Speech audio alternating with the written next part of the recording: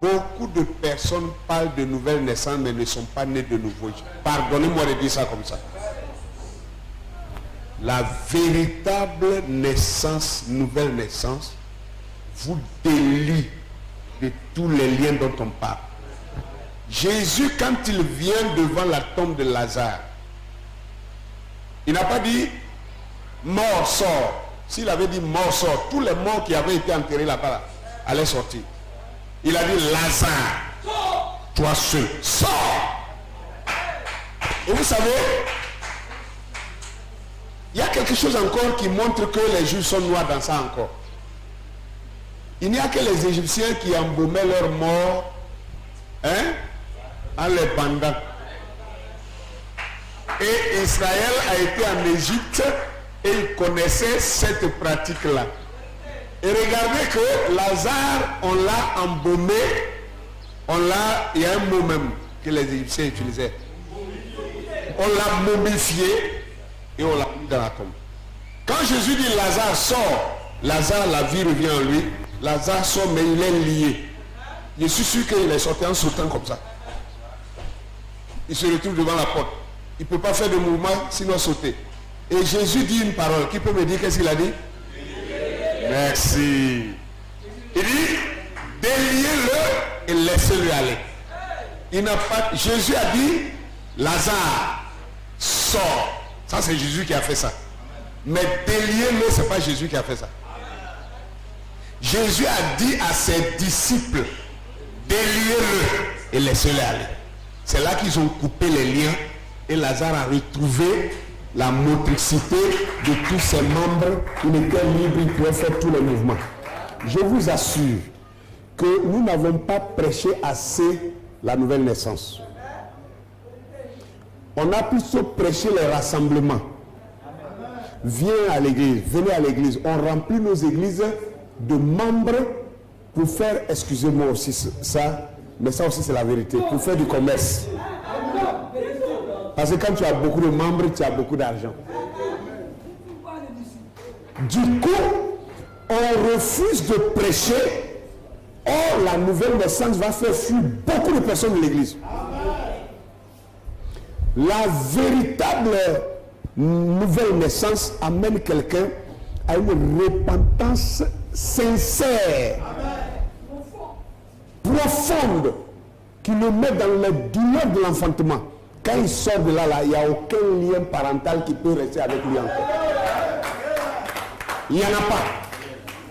Moi que vous voyez là, vous allez penser que, bon, lui, et le pasteur Eric, il est venu chez moi à Yopougon, il a vu.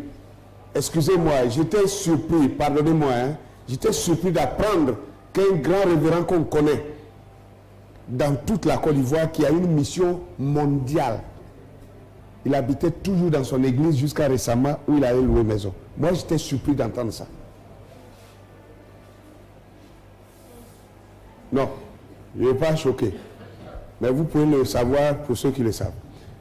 Moi, j'ai commencé le ministère seulement en 1998, dernièrement. Et je n'ai pas eu de tuteur. Je n'ai pas eu de collaborateur. Je n'ai pas eu de collaboration, je veux dire.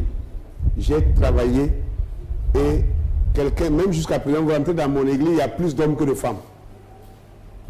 Avez-vous trouvé combien d'églises dans Côte d'Ivoire ici?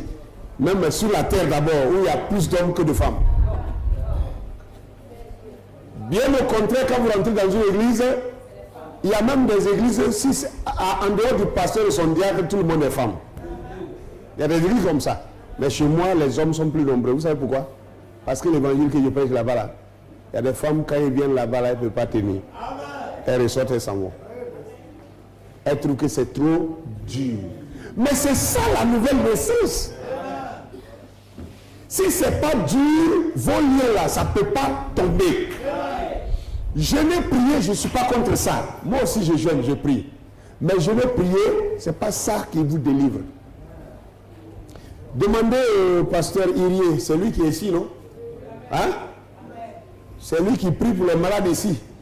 Il sait. Ce n'est pas jeûner, prier seulement. Les gens jeûnent et prient et puis le démon le frappe.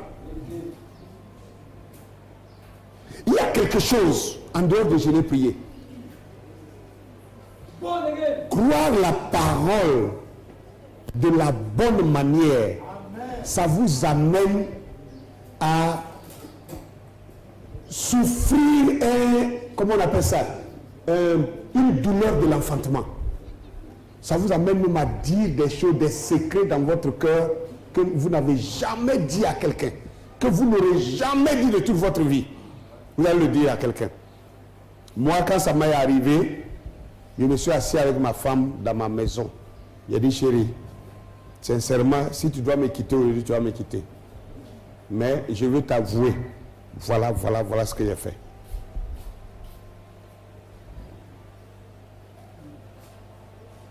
Tu as fait ça.